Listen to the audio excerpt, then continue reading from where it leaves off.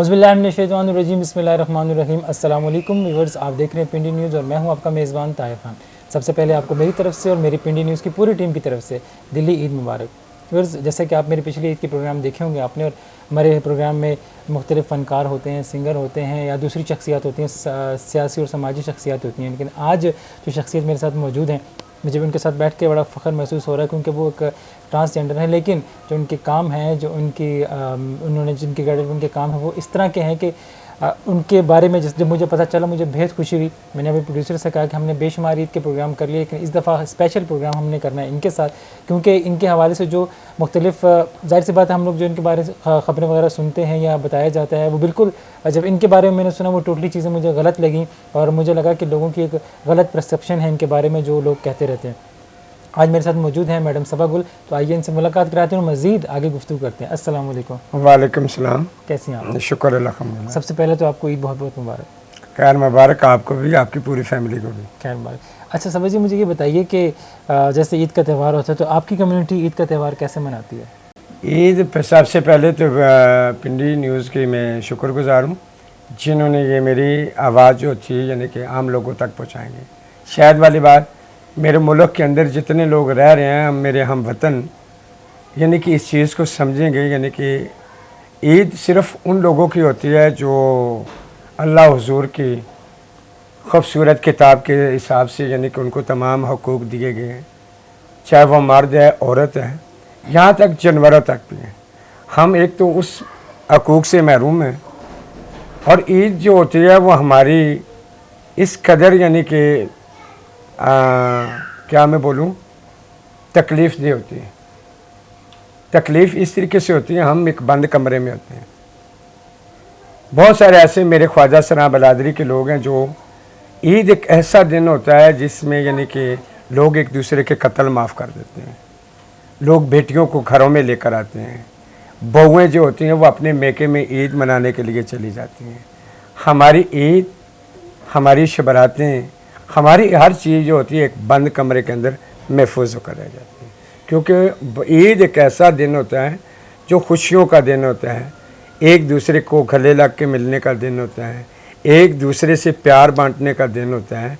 मगर हम किसको गले लगाएं?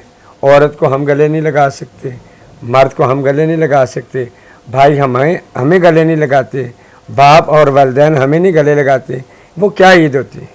ईद हमेशा अल्लाह ताला ने, मैंने पहले कहा, नबी करीम सल्लल्लाहु अलैहि वसल्लम की हदीसों में जाएं, हुज़ूर के कुरान में जाएं, यानी कि अल्लाह ताला ने खूबसूरत किताब के अंदर जिन लोगों के हकूक़ दिए हैं वो लोग उसी तरीके से, मैं किसी की बीवी नहीं बन सकती, मैं किसी का खामद नहीं बन सकता, मैं किसी का बेटा नहीं बन सकता, मैं किसी की बेटी नहीं बन सकती। कोई रिश्ता हमारे साथ को जोड़ने के लिए तैयार ही नहीं होता। ईद एक ऐसा दिन है जिस दिन में यानी कि खुशियाँ तो बहुत सारी होती हैं, मगर चंद एक लोग जो मेरी कम्युनिटी के लोग हैं, हम चुप लोग कर यानी कि रश हो जाता है गलियों में, बाज़ारों में, सड़कों में, यानी कि लोग छेड़ते हैं। साफ बात यह है, उस वजह से यानी कि हमारे लोग जो हैं, जो भी ईद मनाई जाती है, खाने बनाए जाते हैं, वो एक बंद कमरे में, या हम ईद की विश एक दूसरे को व्हाट्सएप के ग्रुपों में कर देते हैं, छोटी सी टिकटॉक बनाकर कर देते हैं, अच्छे खाने तैयार करके बस ठीक करते हैं। इसीलिए यानी कि बातें बहुत सारी हैं। मैं अपने आले वतन को, तमाम उन लोगों को दिली ईद मुबारक देती हूँ, और अल्लाह ताला इस तरह की हज़ारों ईदें अल्लाह मेरी माओं को, मेरी बहनों को, मेरे भाइयों को, मेरे बुज़ुर्गों को अल्लाह नसीब करे। ये वो ईद है कुर्बानी की, इसमें हर खुशी को कुर्बान करना पड़ता है। एक जानवर की तो हम ज़रूर कुर्बानी करते हैं, उसमें बैल ज़बा कर देते हैं, संडा ज़बा कर देते हैं, दुम्बा ज़बा कर देते हैं, बकरा ज़बा कर देते हैं, अशिया के यहाँ ऊँट ज़बा कर देते हैं। मगर सबसे बड़ी कुर्बानी जो होती है वो दिलों को साफ़ करना होता है। अपने बिछड़े हुए लोगों को मिलना चाहिए, ताकि यानी कि उनके दिलों में जो मैल कुचैल होती है वो ख़त्म हो जाए। मेरे जैसे इंसान जो हैं, और ऐसी ख़वातीन भी हैं, ऐसे मर्द हज़रात भी हैं जो अपने माँ बाप से दूर होते हैं, वो इस नफ़रत को मिटाएं।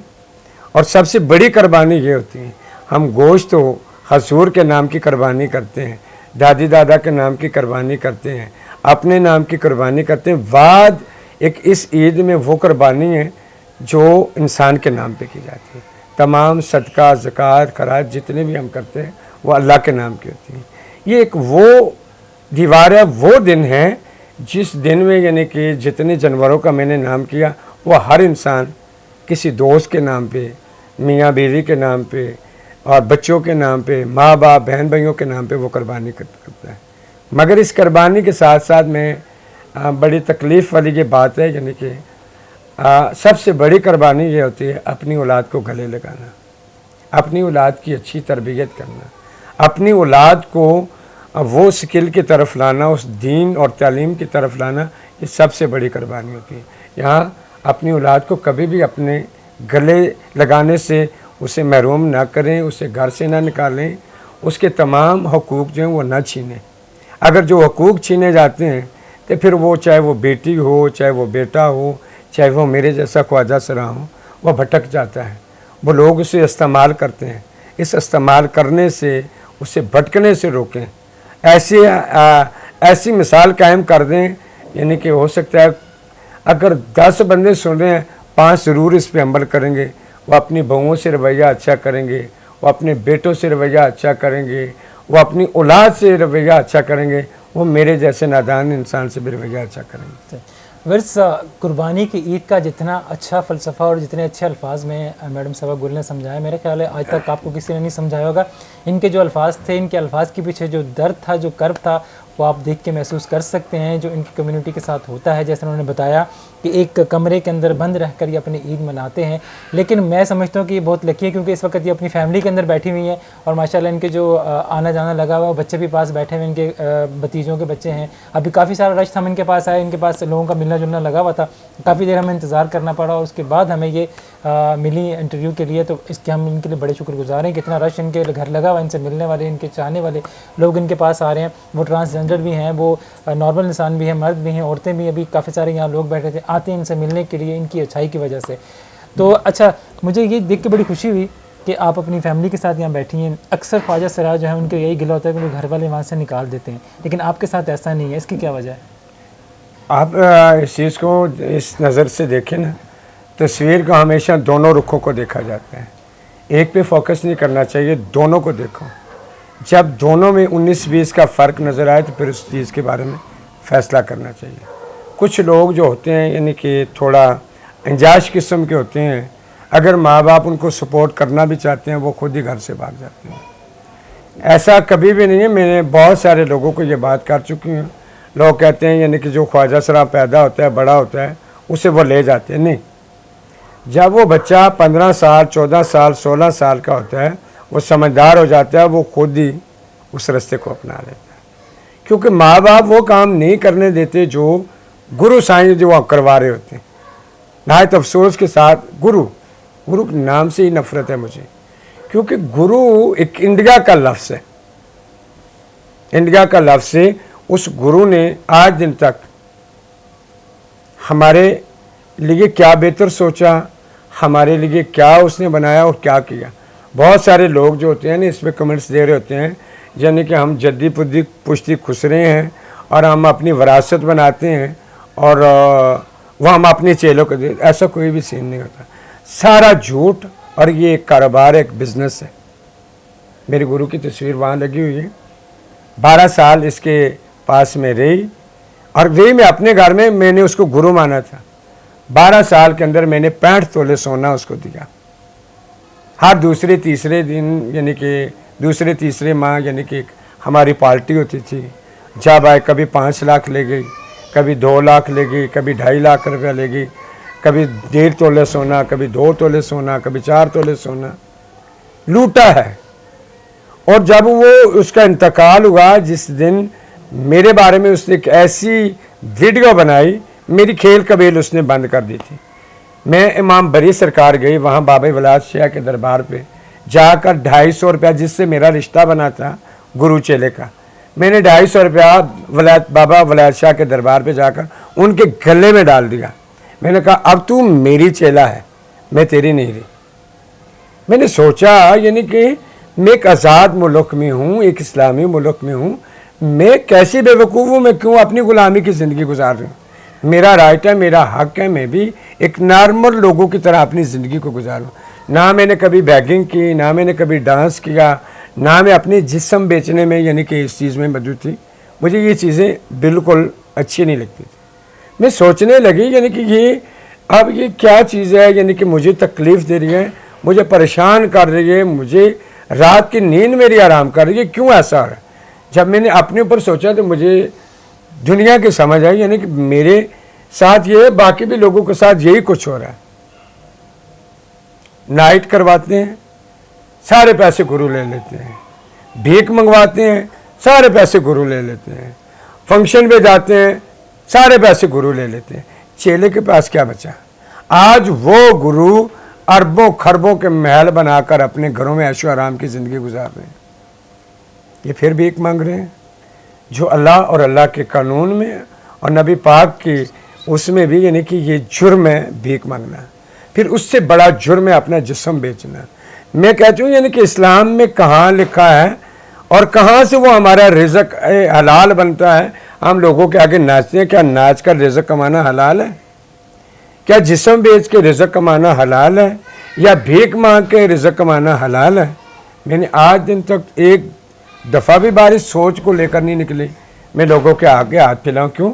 अल्लाह ने मुझे ज़िंदगी दी है, अल्लाह की बनाई हुई मेरा वजूद है, मेरे पास हाथ हैं, पाँव हैं, दिमाग है, ज़बान है, कान है, सारी चीज़ें मेरी परफेक्ट मौजूद हैं, तो मैं क्यों नहीं काम कर सकती? मैं तो कर सकती हूँ। फिर इस चीज़ की मैंने ढाल ली और उस ढाल में अल्लाह ताला ने मुझे कामयाबी दी। मैंने एक एक स्टेप जो उठाया, अगर मेरी नाज़रीन मेरे पाकिस्तान के यानी कि मजहबी जमातें या सियासी जमातें या कोई भी गवर्नमेंट का बंदा कह रही यानी कि सभा गलत काम कर रही, सबसे पहले मैंने इदारे रजिस्टर करवाए, फिर इनकी हकूक़ की आवाज़ बनी। उस वक़्त में आवाज़ बनी जिस वक़्त सन 2013 से लेकर सन 2022 की 5वें महीने की 24 तारीख तक यानी कि 3469 ख्वाजा सना कत्ल हो गया था, जिनकी कोई सुनवाई नहीं हुई, जिनके मुजरम नहीं पकड़े गए, जिनको कैफरे करदार, जिनके ऊपर पर्चे नहीं हुए, पर्चे लिखे नहीं गए, एफआईआर नहीं बनी। आज आप पाकिस्तान के अंदर देखें यानी कि कितने ख्वाजा सराओं के कत्ल कातलियों को सजाए मौत हो गई। ये सन 2018 का जो एक्ट बना उसमें हम बहुत फ़ायदे में रह गए, बहुत परअमन हो गया, सब कुछ सुकून वाली ज़िंदगी आ गई। फिर जहाँ पेशावर कत्ल हो रहा है, मैं इस्लामाबाद पहुँच गई अपनी टीम के साथ, अपने लोगों के साथ, वहाँ एहतजाज करना शुरू कर दिया। पार्लियामेंट हाउस तक में गई, फिर उसके बाद अपारा तक में गई, डी चौक तक में गई, फिर रावलपिंडी कितनी दफ़ा मैंने एहतजाज किए। यानी कि इस तरह करते करते करते हमारे मुल्क के जितने भी इदारे थे यानी कि वो हरकत में आना शुरू हो गए। फिर हमारे ऊपर यानी कि ये एक चीज़ें शुरू हो गई, यानी कि ये बिल जो हुआ गलत हुआ। सन 2018 में जो बिल अप्रूव किया गया, जो एक्ट था, यानी कि उसमें ये चीज़ें डाली गई और लोगों को ये समझ नहीं आती है। इंसानियत की नज़र से देखो, अगर हम बिज़नेस करना चाहते हैं हमें करने दो, अगर हम मस्जिद में जाकर नमाज पढ़ते हैं हमें पढ़ने दो, अगर किसी स्कूल में हम दाखिला लेते हैं हमें लेने दो। किसी भी ला इलाहा इल्लल्लाह मुहम्मद रसूलुल्लाह पाकिस्तान के अंदर कुछ चंद एक लोग होंगे जिनके अंदर इंसानियत मौजूद है। बाकी मैं यही कहती रही हूँ, पढ़े लिखे लोग भी जहल हैं, जो कहते हैं मर्द मर्द से शादी करेगा, औरत औरत से शादी करेगी। बेवकूफ़ों, अगर हमारा एक गवर्नमेंट ऑफ पाकिस्तान ने हमें शनाख्त आई डी कार्ड की दे दी है, हमारे आई डी कार्ड के ऊपर वो शनाख्त लगी जिसमें बिल्कुल बैन लग गया है शादी पे। जब हम नस्ल नहीं बढ़ा सकते, हम शादियाँ नहीं कर सकते, तो किस कानून में लिखा है? कुरान पाक की किसी सूरत में देखो या हुजूर करीम सल्लल्लाहु अलैहि वसल्लम की हदीसें खोलो, कहाँ लिखा है यानी कि ख्वाजा सना किसी से शादी कर सकता है।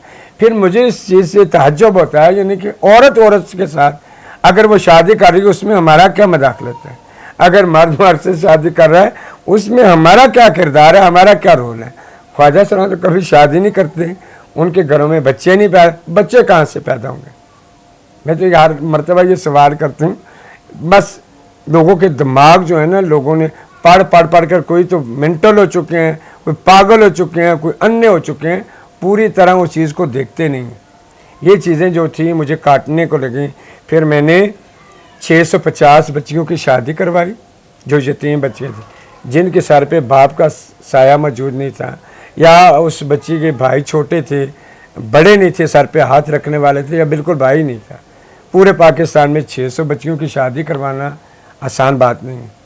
फिर 7 फ्री डिस्पेंसरियाँ इस्लामाबाद पिंडी के अंदर खोल के फ्री दवाइयाँ, हेल्थ का काम करना आसान काम नहीं है। फिर उसके बाद मैंने मस्जिदें बनाई, फिर मैंने मदरसे बनाए, फिर मुझे आर्मी ने टच किया, फिर उन्होंने एक स्कूल मेरे लिए किया, वो अभी उसमें प्रोसीजर में है। फिर यानी कि गवर्नमेंट ने एक स्कूल दिया मरी रोड पे, गाइस हाई स्कूल है, वहाँ मेरे ट्रांसजेंडर है वो दाखिला ले रहे हैं। फिर मैंने जो अहम मेरा मिशन था गुरु माफिया से इन लोगों को आज़ाद करवाना। इस वक्त 1,34,000 से ऊपर भी, जिस वक्त आप आए थे तो मैं एक वीडियो कॉल पे नारावाल से एक बच्चे को मैं आज़ाद करवा रही थी। जो मेरे पास इनके डॉक्यूमेंट मौजूद हैं, मेरे पास मेरे अदारे के पेपर मौजूद हैं। जो आज़ाद होता है उसकी तरफ मैं एक पेपर भेजती हूँ, बेटा ये साइन करके अंगूठे लगा कर भेज दो। अपना मुस्तकिल पता और मौजूदा पता दोनों, अपना लेडीज़ नाम और जेंट्स नाम दोनों नाम लिख कर भेजो और वहाँ अंगूठा लगा कर दो। उसको मैं साइन करती हूँ तो फिर मैं वो अपने पास वो मुद्दा जमा करती जा रहा हूँ। लोग कहते हैं नहीं बिक रहे, नहीं बिक रहे, नहीं बिक रहे। ये क्या है? बोलियाँ लगा देते हैं, हुक्का पानी बंद 10 लाख में, हुक्का पानी बंद 20 लाख में, हुक्का पानी बंद 5 लाख में, हुक्का पानी बंद लाख रुपए में, 2.5 लाख में, 3 लाख में। कौन कहता है ये मजलूम लोग हैं? मजलूम नहीं है, ये दरिंदे हैं। अच्छा, ये क्रिमिनल लोग हैं। सॉरी आपकी बात काट रहा हूँ, आप भी एक लफ्ज़ यूज़ कर रही थी वो कॉल पे भी कि इसका हुक्का पानी खोल दो या हुक्का पानी बंद, ये क्या चीज़ होती है, इसके बारे में बताइए। मैं वही बात कर रही हूँ, ये एक हमारी एक फ़ारसी का जुमला है, यानी कि जो पूरे पाकिस्तान में, एक पाकिस्तान के अंदर नहीं बाहर के मुल्कों में भी, अमेरिका, थाईलैंड, ये जहाँ जहाँ इंडिया हो गया ये कल्चर पाया गया, वहाँ एक ज़बान भी इनको सिखाई जाती थी। हुक्का पानी बंद यानी कि जैसे कि कोई भी आपके घर में एक भैंस है, गाय है, बकरा है, व्यापारी आया कितने की, ये 10,000 के मैंने देनी है, ये 20। आप तो सीधी ज़बान पे बात कर रहे हैं। हुक्का पानी बंद उसका मतलब यानी कि इसकी बोली लग रही है। अच्छा, वो बोली लगी थी, उस जिसने हुक्का पानी बंद था वो किसी के घर अगर चली जाती है, उसे कोई पानी पिला देता है तो उसका पिछला गुर्गल वो ताड़ी मार के कहता है यानी कि हाँ मेरी इतने लाख की है, अब तेरे नाक में बू है तो इतना मुझे पैसा दे दे। फिर माँ बहनों की गालियाँ, पंचायत बैठती हैं, फैसला कर देते हैं हाँ भाई इसको इतना पैसे दे दो। यानी कि पेशा उसको कहते हैं, पेशा। हुक्का पानी बंद पेशा इसका इतना है, उस पेशे का मतलब पैसे इतने हैं, 5 लाख है, 10 लाख है, 3 लाख है, 4 लाख। आपके सामने मैंने उसको दूसरे स्टूडेंट को कहा इसको पानी पिलाओ। अब जब उसका पिछला गुरु आएगा वो मुझसे बात करेगा, मैं आगे गवर्नमेंट से बात करूँगी, मैं सीधा सीधा उसके ऊपर पर्चा करवा दूँगी। और यहाँ हमारे एक्ट में मौजूद है ये चीज़, और आम इंसानों के लिए भी हर कानून में ये चीज़ मौजूद है। परचेज़ हम इंसानों के नहीं कर सकते। इंसानों की ख़रीदा फरोख्त करने वाले इंसान के ऊपर इतनी सख्त सज़ा है, 10 लाख रुपया जुर्माना और 7 साल उसने कैद में रहना है। अच्छा, सवाल मैं ऐसा करता हूँ कि देखिए जैसे बहुत सारे ख्वाजा सरा नाचते हैं, गाते हैं या भीख मांगते हैं, या जिस तरह आप कह रही हैं वो गलत काम भी करते हैं, वो राह ज़्यादा आसान थी, जो राह आपने चुनी बहुत मुश्किल राह थी। अगर मैं कहूँ कि ये कांटों भरी राह, ये गलत ना होगा, तो इसमें कभी मतलब मुश्किलात तो आपको आई होंगी, तो कभी आप ढगमगाई नहीं? देखें जी, नेक काम करने में ना एक जायत है, एक जंग है, इसमें अल्लाह ने जान तो लेनी ही लेनी है। वो जिस वक़्त चाहे किसी के हाथों में भी वो जान ले सकता है। वक्त मुकर्रर होने से पहले कभी मौत नहीं आएगी। मैं इस चीज़ से बहादुरी समझती हूँ, अपने आप को बहादुर समझती हूँ। जब मैंने आज़ाद धड़े का ऐलान किया था, सबसे पहले कफ़न अभी भी मेरी अलमारी में पड़ा है, वो कफ़न ला कर रखा, कुरान पाक रखा। फिर बड़ा यानी कि जो 14 अगस्त वाले दिन मैंने ये काम किया था, और 1 साल हो गया इस चीज़ को। और मैंने वो परचम जो था हमारे पाकिस्तान का खूबसूरत परचम, उसकी पगड़ी मैंने सर पे रखी। पगड़ी रखने के बाद फिर मैंने वो कफ़न सर पे रखा।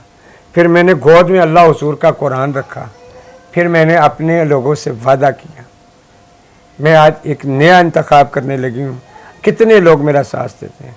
फिर उसके बाद वो मेरे बच्चों का, मेरे लोगों का, मेरी कम्युनिटी का जो था डर खौफ वो ख़त्म होने लगा धीरे। अभी 50 आ रहा है, 60 आ रहा है, 10 आ रहे हैं, 20 आ रहे हैं। रात को 17 लोग मेरे पास आए थे, रात को 1 बजे वापस गए हैं, उनको भी मैंने आज़ाद करवाया, क्योंकि मैं डट के मुकाबला कर रही हूँ उन इदारों से।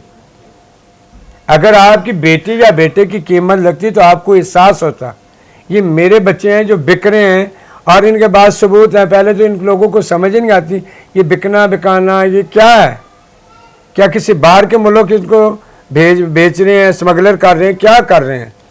जब मैंने करीब होकर सारी डिटेल दी, फिर मेरी गवर्नमेंट को समझ आई ये चीज़ इस तरीके से मौजूद है। फिर उसमें यानी कि अल्लाह ताला ने मेरी मदद की। है तो बहुत ही मुश्किल रास्ता, अंतहा से ज़्यादा मुश्किल रास्ता। ये ग्रुप बन गए इस चीज़ के। अब एक ग्रुप कहता है हम सही हैं, मैं कहती हूँ मैं सही हूँ। मैं ये तो नाजरीन फैसला करेगी कौन सही है। जिस्म बेचने वाले सही हैं, भीख मंगवाने वाले सही हैं, नचवाने वाले सही हैं, या जो इंसान इन बच्चों को स्किल की तरफ लाने वाला है वो सही काम कर रहा है। इनके लिए मस्जिदें बनाने वाला इंसान सही है, इनके लिए मदरसे बनाने वाला सही है। सबसे बड़ी अगर मेरे पास तालीम होगी तो मुझे आगे नौकरी भी मिलेगी। अनपढ़ों को कौन नौकरियां देता है। मगर मैं अल्लाह ताला की शुक्रगुजार हूँ, कई जगह पे हमारे अनपढ़ ख्वाजा सराह तहफ़्फ़ुज़ सेंटरों में विक्टिम सपोर्टर लगे हुए हैं। इससे बड़ी और नियामत क्या चाहिए। ये हमारी मेहनत रंग ले आई है अल्हम्दुलिल्लाह। बकाया जो लोग हमारे ऊपर इल्ज़ाम लगाते हैं या गलत कहते हैं उनकी अपनी, ये उन लोगों की, हमारे नाजरीन की 22 करोड़ आवाम की जिम्मेदारी थी। गुमराहों को सीधा रास्ता दिखाना या उन्हें प्यार से समझाना या उन्हें ड्रॉप करके अपने घरों में काम देना या दुकानों पे शॉप पे काम देना, कौन से ऐसे काम है। अभी ये 3 हफ्तों के अंदर 300 लोगों को तो मैं नौकरी दिला चुकी हूँ। इतने ज़्यादा पैसे नहीं, 10-10, 15-15 हज़ार की चीज़ें लेकर दे रही हूँ। या आप इन लोगों को आगे फ़रोख्त करें, वो पैसे बचाएं और साथ सामान लें, आप ये चीज़ें बेचें।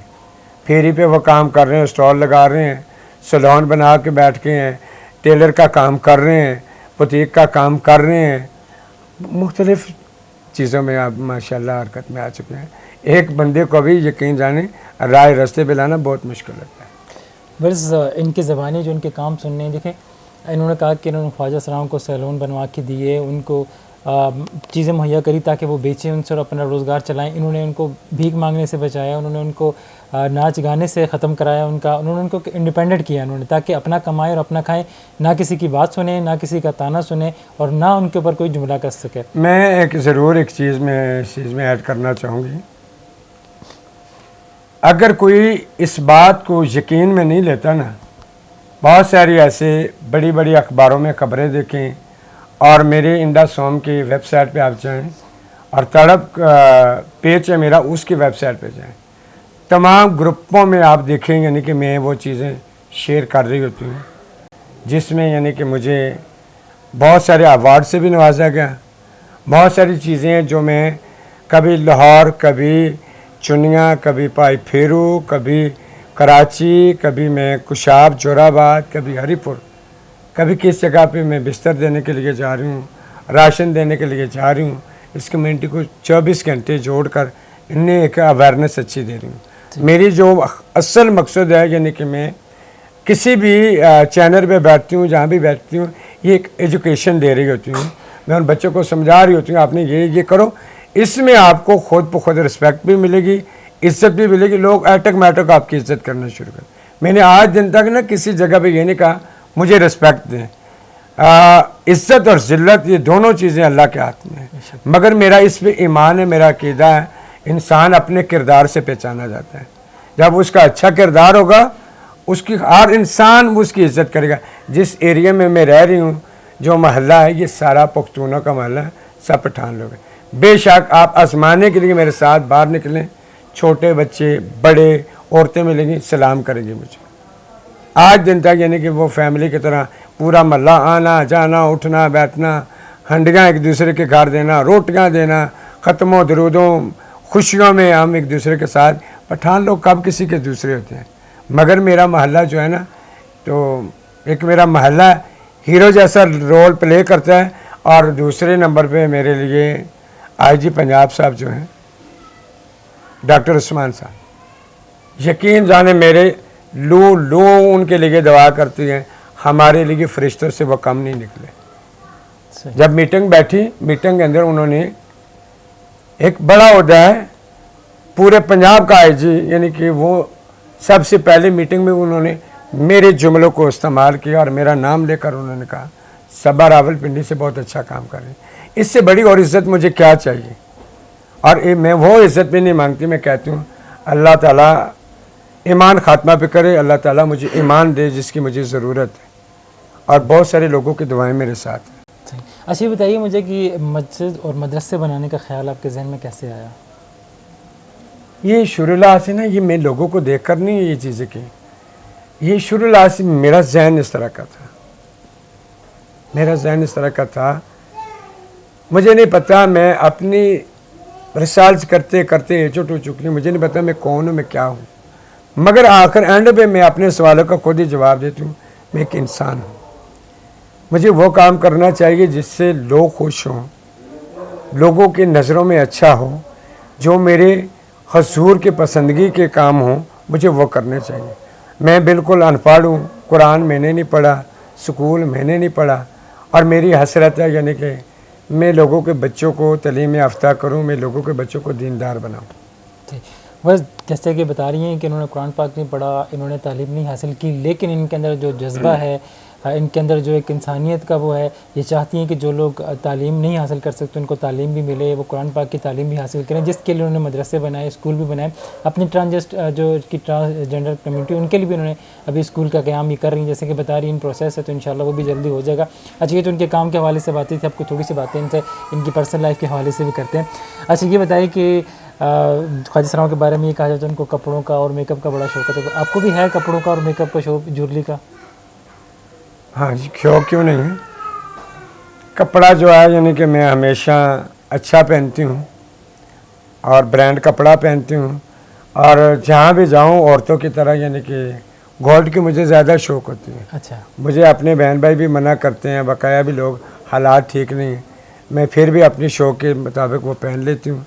तो मेकअप की मुझे नहीं शौक़ होती। अच्छा, मेकअप की इसलिए शौक़ नहीं होती, मैं कहती हूँ जो मेरे रब ने बनाया है उसको सादगी पसंद है। हल्की सी क्रीम लगाए, लिपस्टिक लगाई, किसी इवेंट में या किसी मीटिंग में चली गई, लोग वैसी ही इज़्ज़त कर देते हैं। तो मेकअप करने से क्या वो इज़्ज़त में इजाफा नहीं होता। सही। अच्छा तो कुकिंग का शौक़ है, कुछ बनाती हैं खाना वगैरह या नहीं? इसमें मैं अपनी बात नहीं करूँगी, मेरी पूरी कम्युनिटी, अगर आप उनके हाथों की दाल भी बनी खाएंगे ना, वो भी मुर्गी बराबर होगी। आप क्या अच्छा बनाती हैं? मैं सारी कुकिंग कर लेती हूँ, पराठे बना लेती हूँ, हंडिया बना लेती हूँ, हर तरह तरह के चैनी खाने, बिरयानियाँ, हर चीज़ में बना सकती हूँ। वो तो मैंने फिर क्यों ये कपड़े पहने, इन्हीं कामों के लिए ही तो हम घर में बनाते हैं। जब कोई ख़ास मेहमान आ जाए तो फिर मेरी भाभियाँ कहती हैं आप खुद बना दें। अच्छा, जब बनाती हैं तो मैं ये नहीं कहती कि नहीं कि मैंने बनाया, मैं कहती हूँ मेरी भाभियों ने बनाया। फिर वो लोग ना बहुत चाहत करते हैं, फिर वो लोग आते हैं बार बार, हम ये चीज़ अपने हाथों से बना कर दें, हम खाएँगे। इसलिए यानी कि ख्वाजा सराय का हाथ का बना हुआ खाना, यकीन जाने आप उंगलियां भी काट के खाएं, वो इतना खूबसूरत खाना बनाते हैं। सही। अच्छा बात आपने भाभीयों की, तो आपका भाभीयों के साथ कैसा रिश्ता है? वो नन भाभी वाली झगड़ा भी होता है कि नहीं? शुक्र है अल्हम्दुलिल्लाह, बड़े भाइयों की मैंने शादियां करवाई, बहन है उसकी शादी करवाई, और छोटे सब की शादियां मैंने खुद ही करवाई हैं। आज दिन तक यानी कि एक भाई की शादी के हो गए 40 साल, एक के 30 साल हो गए, एक के 25 साल हो गए। आज दिन तक मेरी भाभीयों ने कभी किसी चीज़ में अपने माथे पे यानी कि सलवट नहीं डाले। हमारा तरबियत ही ऐसी थी, क्योंकि मैं खुद लोगों को तरबियत देने वाली इंसान, अपने घर को कैसे, ज़रूर घर में बर्तन से बर्तन ठहर करता है, रावणियाँ जिठानियाँ आपस में लड़ाई कर देती हैं, मगर वो इस डर के मारे भी नहीं करती, यानी कि घर इसका खर्चा इसने देना होता है, सब कुछ हमारे मियाँ कब दे रहे हैं, तो फिर इस वजह से थोड़ा सा वो सहम जाती है। नहीं, यानी कि हमें ये नहीं करना चाहिए। अगर मैं कह दूँ यानी कि ये काम आपने नहीं कर रही किया, तो वो उसमें खौफ महसूस करती हैं, डरती हैं, यानी कि ये नाराज़ ना हो जाए। मेरे भाभियाँ मुझे कपड़े धोकर देती हैं, मेरे कमरे की सफाई करके देती हैं, बेड शीट चेंज करती हैं, खाना बना कर देती हैं। 1000 बंदा आ जाए उन्होंने कभी बुरा नहीं महसूस किया, खिदमत में रहती हैं। मैं एक ही लफ्ज़ कहती हूँ, अगर मेरी कमाई के साथ अल्लाह ताला ने किसी की रोज़ी मुशतरका कर दी है और आपने सलवट कभी भी नहीं डालने, इसका अजर अल्लाह आपको देगा। यानी कि आपने पूरे घर को जोड़ के रखा हुआ। अल्हम्दुलिल्लाह। अलग अलग बहुत सारे लोग हैं, शादी करने के बाद 4 दिन के बाद बहू बेटे को अलग कर देते हैं। मैं सारी ज़िंदगी इन बहन भाइयों के लिए, इन भतीजियों के लिए, भांजियों बहनों के लिए, मैं अगर चाहती तो मैं कहीं रेंट पे चली जाती, घर से भाग जाती, मैं भी एक आज़ादी की ज़िंदगी, ख्वाहिशों वाली ज़िंदगी गुजार देती, मगर मेरा ज़मीर नहीं माना। ये रिश्ते मेरे लिए अजीम थे, जिन रिश्तों को मैंने पाया।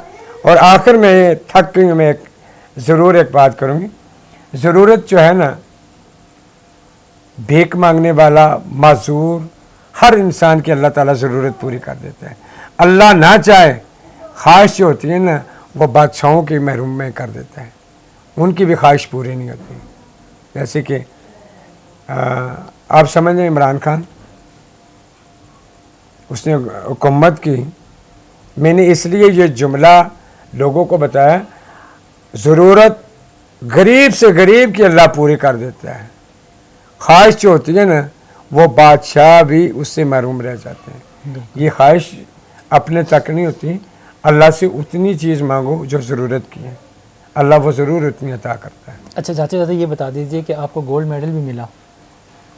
शुक्र है अल्हम्दुलिल्लाह, रोज़ टीवी ने दिया। अच्छा, तो और हीरो अवार्ड मुझे मिले, और बहुत सारी ऐसी संतें मुझे मिली जो मेरी बैक साइड में पड़ी भी हुई हैं। जी, और गोल्ड मेडल जो था 10 तोले सोना था, अच्छा, वो मैंने नीचे छुपा कर रखा हुआ है।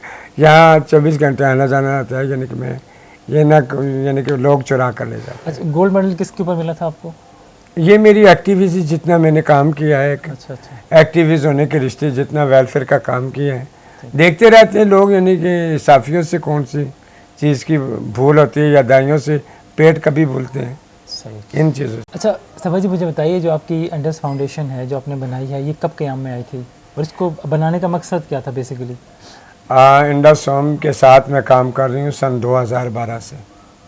अच्छा, और इसका मकसद जो था वो बहुत अहम मकसद था।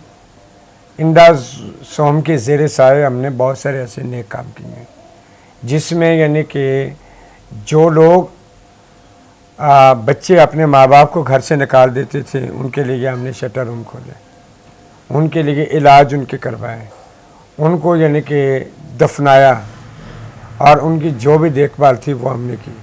फिर ट्रांसजेंडर के ऊपर काम किया, फिर मजदूरों के ऊपर काम किया, फिर यानी कि ये बैगरों के ऊपर काम किया, फिर मंशियात के ऊपर काम किया, फिर ये ख़रीदा फ़रोख्त के ऊपर काम किया। बहुत सारे इंतज़ामात जो थे, यानी कि गवर्नमेंट ने, ऐसे इंडस होम ने गवर्नमेंट के लेवल से भी बढ़कर ये काम किए। उसमें यानी कि मैं, जो मेरा रोल प्ले था, कठपुतली की तरह नाचना, पैसे खर्च करना, लोगों तक पहुँचाना, पैसा जो कमाया हक के रास्ते पे लगाया इस इंडस होम के ज़रिए। यानी कि मेरी पूरी टीम जो थी, इसके साथ जुड़कर हम सब लोगों की ज़रूरतों को पूरा करते रहे, दुखियों की मसीहा बनते रहे।